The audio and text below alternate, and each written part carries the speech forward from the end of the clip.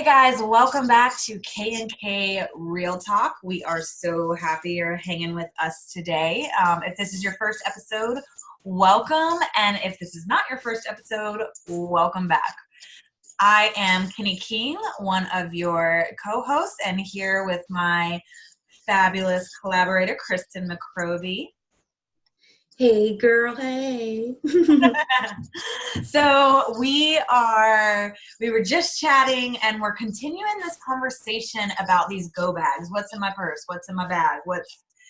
This is really important because it's just so frustrating to be stuck somewhere and not have what you need. And here's the thing, with chronic illness, you just want to be prepared and you'd rather have too much than not enough. And so today we're going to dive into surgery. What to have, what to pack, what to prepare for, whether this is laparoscopic, outpatient, or if you're planning for a hospital stay. We're just going to talk about the things that we've used or wish we had during these experiences. Both Kristen and I have had surgeries. And so we've both also worked with other people who've had surgeries. So we know that some of you are just having maybe something outpatient. You get to go there and go home, and maybe it's 30 minutes or an hour down the road. However, some of you are going to see a specialist and don't have one in your area, and you might be driving 2 or 4 hours or even flying, across states or across provinces in order to get to where you need to be. So we want to have considerations for those things. And, here's the thing about surgery. As comfortable as possible is what we want to be thinking about. What are the most comfortable, cozy things and the most convenient things that you can have with you to support you while you're in the healing process, while you're in pain. And while you're groggy from the anesthesia. Because did you guys know that, I can't remember the exact rule of thumb, but it's like every hour that you're under anesthesia, it takes that many weeks for your body to process it. So if you're under for weeks or months, I don't know. I'm just making stuff up here. But I think it's at the minimum is weeks and maximum months. So if you're under for 1 hour, it's going to be at least 1 week for that to process. So if you're in an extensive surgery and you're under for 6 hours, 8 hours, it's that many weeks that stuff goes through the body, or months. I can't remember. I'll have to look that up. But look it up. So a lot of times people get really frustrated, right, Kristen? Like, you're like 2 months out of surgery and you're still not feeling like yourself and you're like, what the heck is going on? Sometimes that's what's going on. So let's talk about it. When I had my hysterectomy, I had that shoulder gas pain for a week at least. Yeah. So, Kristen, tell me what's one thing that is definitely going in your surgery bag. I always have comfy clothes. Mm-hmm. That is the most important because I personally don't like gowns. Mm-hmm. And they're very uncomfortable. I'm a bit bigger, so my bum sticks out. Mm-hmm. Nobody wants to see that. Mm-hmm. And when I have surgery, I like to, as soon as I can, I like to get up and move around mm-hmm. and get that gas moving out of my body. Yeah. To be blunt, you gotta fart. You need to fart. You need to get that moving, get that gas out, because when they do surgery, they put that gas in your belly to be able to kind of have that room to see what's going on. So it does take a while for it to process and move out of your body. And you do feel some shoulder pain. You could get some cramping. Mm-hmm. So I like to have loose jogs, really loose that you can tie so mm-hmm. that you can adjust to whatever. I like to have at least 2 sizes bigger than my normal size, with the tie to be able to have it loose but still keep my pants up. Yeah. And that's good because how some waistbands are thicker or mm-hmm. you know what I mean? Because that's me too. I'm looking for thin, light waistbands that don't press. So I mm-hmm. love that idea that you go 2 sizes up because it's a really good way to you have a certain type of really comfy joggers or like pajama pants or joggers that you love, but the waistband is a little too stiff or tight, going a size up or 2 sizes up even can be really, really useful. So that's a great idea. And same thing with the shirt. I pretty much always wear like looser stuff. So I always like to have something very loose and flowy. If it's something where it's going to be like a more major surgery and you're not going to be able to lift your arms to get your shirt off, you're going to want something that either zips or that has buttons that aren't going to bother you. Something like a snap in the front, something that's easy if you need to get it off to clean your wounds, or if you need to just get it off for any reason. You're not going to have that strenuous pulling on anything. As well as slippers or comfy fuzzy socks, because again, it's good to get up and move around in the hospital, and you really don't want bare feet in the hospital. Yeah, I'm with you. Yeah, the floor is cold. The floor is probably not the cleanest floor ever. Even if they keep it clean, like it's still, it's cold. It's cold. Like hospital floors are literally always cold. Yeah, like have that, I love flippers and socks. Sometimes I'm wearing both. It can also be fun if you pack funny ones that kind of make you laugh. It's true. I will do a little product. Yeah. A little product plug here. I do carry socks. Say things like, if you can read this, it's an endo day, would be perfect to wear at the hospital. Yeah. They're warm. They're like those boot socks with the red strip. Yeah. They're amazing. Warm socks. Yes. I love it. And I love those socks. And they're funny because for me, humor, well, here's the thing. This goes kind of 2 ways. And actually this will lead right into a next product, not product, but a next idea, like a tip to put in your bag.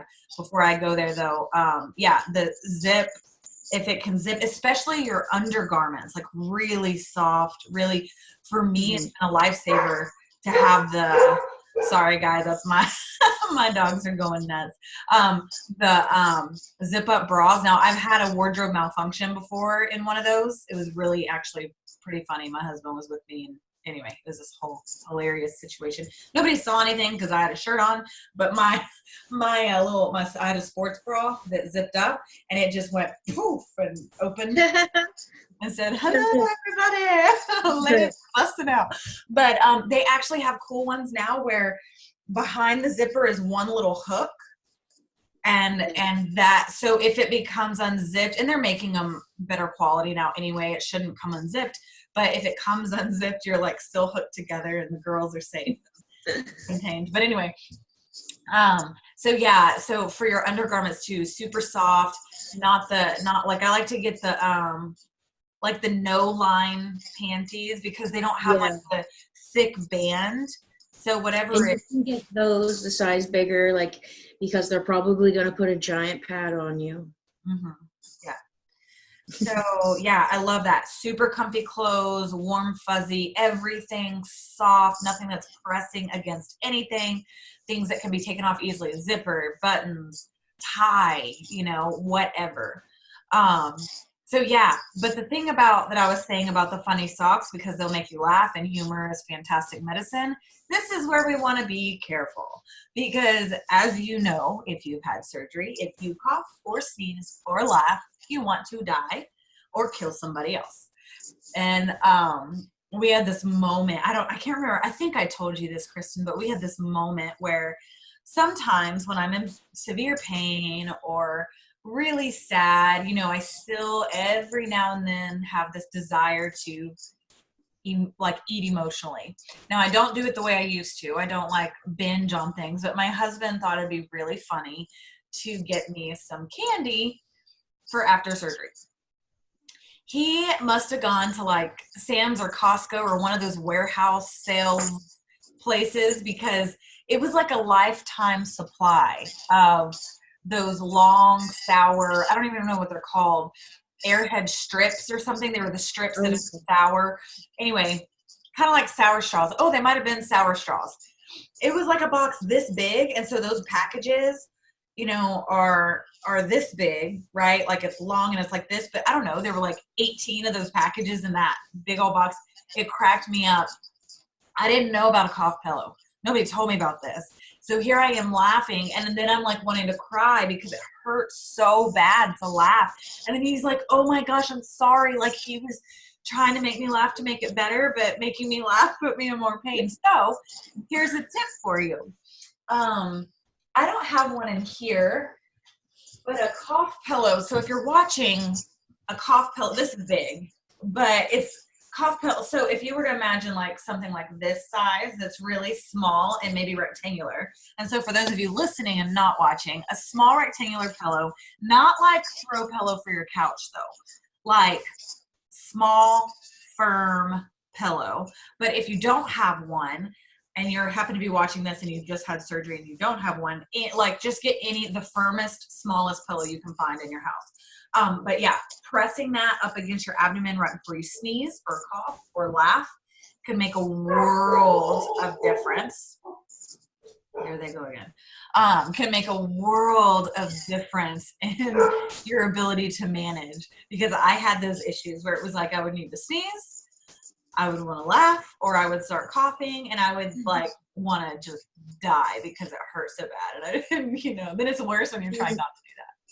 Going along with the coughing, you will cough most likely if you have been intubated. Intubated, is that right?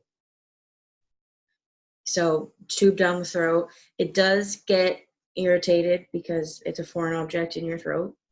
So with the laughing and the coughing, it does hurt. So some lozenges or even cough drops, something to do with your throat, because you do get a sore throat after surgery as well, depending on, you know, your throat size and the tube size and stuff like that. Yeah, absolutely. That's so good. And if you have a drive, in addition to having like the cough drops, lozenges, something that'll coat and soothe your throat, go ahead and make sure you have like juice boxes can be really good.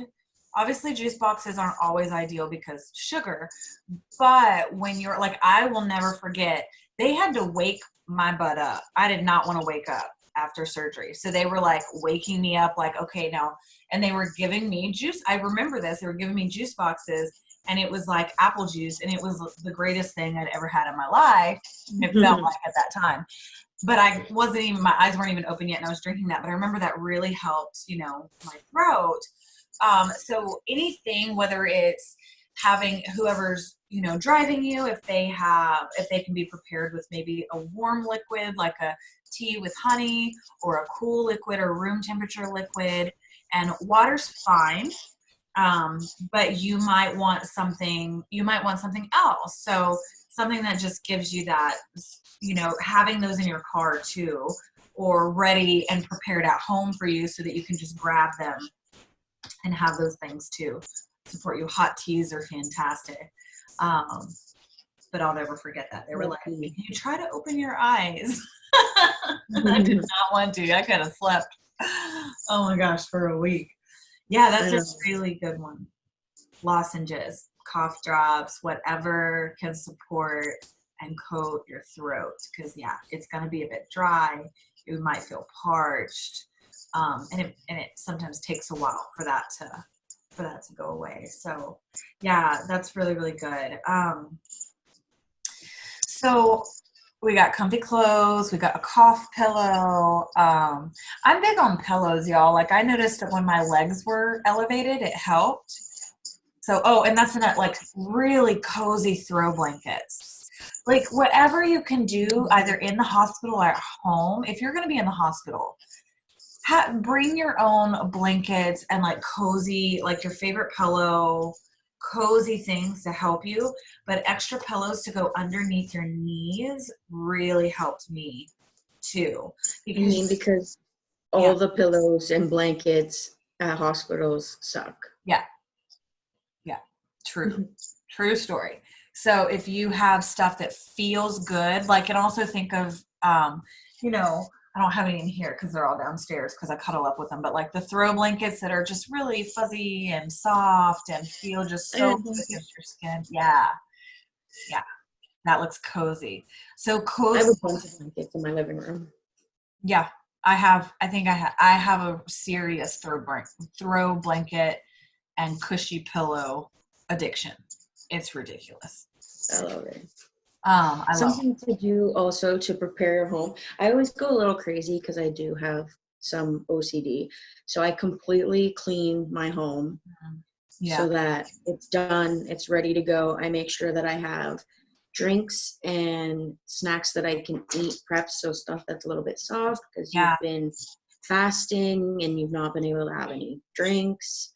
So when you wake up, you probably will be thirsty and hungry. So I like to have that ready. I also put clean bedding on my bed and have my side all ready so I can just be kind of like let in there, ready to go. Have some, like, this is just random at home stuff. Have some movies downloaded. Have some shows ready to go that you can just click and go if you fall asleep, whatever you're supposed to. I also get myself ready a spot on the couch if I want to be in the living room. I like over prepare because my dad always said better to have it and not need it than need it and not have it. Completely agree. And even if you're going to be in the hospital for a while, having either movies downloaded or your subscriptions on your laptop or your iPad or your cell phone, like whatever it is that you do. And if it is your cell phone, having like a tripod or something, a stand so that, and headphones so that you can watch things if you can't find anything on the hospital television. I had that issue recently. You want to be able to pass the time, distract yourself, and all of those types of things. And so this is good to have on the go and to be like in your bag, because if on your cell you have soothing music and playlists. One of my clients actually, her drive, she recently just had a big surgery with an endo specialist, and she had a bit of a drive. I don't know if it was 2 hours or 4 hours, but she, just to have all this comfort, she had like one of those little neck pillow things. She had cozy blankets with her. Yeah. And we created a playlist so that she could have like soothing, relaxing music to just help her just breathe and like honor where she was. And so those types of things. And I just want to throw this doesn't go in your bag, but this is something that I'd love for us to all think about during these times, is communicating our needs with our partner. If you have had surgery before and you know what you need after surgery, I need a little extra love and attention. I need, before you leave the house, for you to ask me if I need anything. I need, you know what I mean? Communicate that with your partner if you have, or whoever you live with. If this is your very first surgery and you're preparing for it and you're not sure, let them know. Tell them you're scared, let them know that you just might need extra love and support. You might need them to make you soup or run to the store to grab something that you didn't think of. Go ahead and have those conversations on the front end, which is another thing, like you were saying, Kristen, the soft foods, I think is really important. So if you're at the hospital, making sure that you pack foods in your bag that are obviously you're not packing a cooler necessarily to stay in the hospital. You might, but that might not be what you're doing. But if you can have some of your go-to snacks that are like non-perishable, that you like, that are maybe softer or somewhere in the middle, where it's just something that, or even seasoning, like if you're eating hospital food, but you want to have some of your favorite seasoning with you, that might, if you're prepping for a surgical stay, especially, you can either have those with you at the hospital, or you can prepare your home for them if it's an outpatient situation. These are things to think about. If it's at home, soups and easy stuff to prepare, and just have pre-chopped, pre-cut up, whatever, if it's veggies and fruits that you're going to be wanting. I know for me, I normally want grilled cheese and tomato soup. I want grilled cheese and tomato soup. That's one of my comfort meals. So I get like really high quality cheeses and, you know, a high quality bread and things that I know will, it's an indulgence, but I'm going to go the higher, like, quality, nutrient dense route so that I'm not making myself more miserable. And then another thing you could have in your bag is stool softeners. That's something that could help if you have major surgery.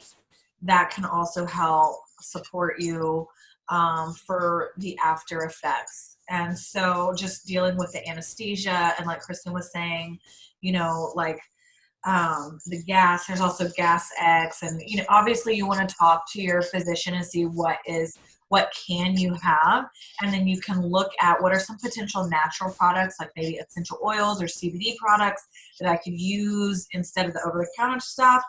For me, when I'm in serious pain or critical, if I'm unsure, I'm going to go ahead and have some of the over-counter or prescription grade stuff just in case I need it. I prefer holistic products most of the time, but we're talking about surgery. We're talking about everything that you feel is going to be above and beyond. So if you need to take the edge off with something, there's no shame in that. So talk to your doctors, ask and see, based on your particular surgery, what you might need to have on hand. And it's great if you're having a hospital stay, have you or the people that, you know, are visiting you or who are driving you home, ask the nurses. Guys, nurses are a wealth of information. They often give you more insight than the doctors will. They see more patients coming in and coming out, and they're the ones dealing with patient care. So a lot of times the nurses can say, ooh, you might want to have this at home. Or you might want to run to the, you know, CVS and grab this. Nurses are fantastic. So ask them what you might need or what might make things easier for you. Did we miss anything, Kristen? What else might we want? A couple more. Make sure that you have someone, either like your spouse, obviously, that is available if they can take a couple of days off work. Mm-hmm. That's ideal, but not everyone can do that. But you want to make sure that you're comfortable with this person, because when I had my hysterectomy, I only had a laparoscopic hysterectomy even. And when I had to take my first shower a few days later, I couldn't reach to get off like the tape marks and stuff like that. So my boyfriend actually had to scrub off the tape marks and stuff for me. So you have to have someone that, if you need help showering or going to the bathroom, things that are maybe a little bit embarrassing because you have to be like naked and vulnerable, have someone that you trust, like your spouse. Maybe you're that comfortable with your mom or a best friend or something like that. Make sure that you have someone that's like available that you can lean on if you need support, like maybe have some people help you with meal prep and things like that. Mm-hmm. And then 2 really good things to have at the hospital that I just thought of right now is when I had my hysterectomy, I had someone next to me. I was just there for one night. So I was just like in the curtain style rooms, and the lady next to me had the loudest snoring. So I could have definitely used earplugs and an eye mask. Yes, and I think that would make the night a lot easier. Yes. Oh, I'm so glad you brought that up because they're so huge. So I used headphones and I would play like meditation music, or sometimes I would play sleep hypnosis music. But I was taking a sweater and the arm of a sweater and putting it over my face. So I'm so glad you brought that up. Eye mask, earplugs. If you're like me and you have like teeny tiny ears and it's hard to get regular earplugs to fit, the wax ones or the moldable ones are really useful. So yeah, anything you can do to help yourself rest and sleep and recover, and anything that can help you be more comfortable is just absolutely crucial. I also love, now we're not going to go into all of the other details of, because if you watch the previous episodes on what's in my bag, you can actually take all of those things and put them in your surgical bag as well, your prep bag for surgery, because we talked about things like, you know, snacks and water, but we talked about like having sanitizer wipes or hand wipes, baby wipes, if you needed to give, like, kind of just cleanse your skin. I use those things in the hospital all the time. Even just cleaning wipes to sort of sanitize like the table, or it's just, things get messy. So look at those other videos, because we have tons and tons of tips and things to put in your bag. This, we just wanted to add on added items that we didn't say in those videos that you definitely want to think about when it comes to surgery. So we hope you loved it. Kristen, did we miss anything? I think we got the major stuff. I think we got most of it. Yeah. I mean, this one's obvious, but make sure that you've got all the meds that you need. Mm-hmm. I mean, you're probably going to get some prescriptions, so get someone to go and pick that up the same day if possible. Have nausea medicine, gas medicine, shit like that. Yeah. Stuff that you just need to have. And I'm also interested, what's in your guys' surgery bag? Maybe we missed something that you guys think is crucial to have in there. Shoot us a comment, and we would love to see what's in any of your bags. Is there something that we missed? Let us know. Yeah, absolutely. Let us know. Think comfort, think entertainment. I just popped up with like, well, books and magazines and a journal to write in, and, you know, all of those things that can just help you stay occupied. And then of course, your electronics and the chargers and all of that, because it's really annoying when you forget your charger. So you might just have an extra one for just make sure you have more than one.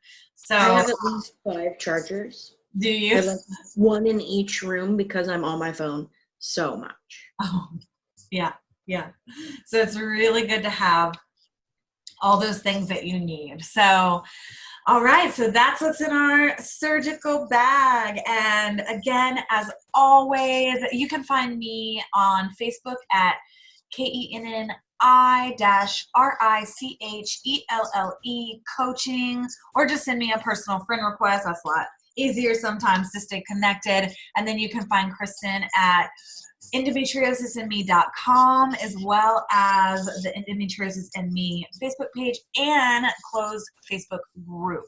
So we love chatting with you guys. As always, reach out to either one of us if there's a topic that you can't find support on, if there's a topic that you just have burning questions on, or something that you want to see represented or you want to talk about.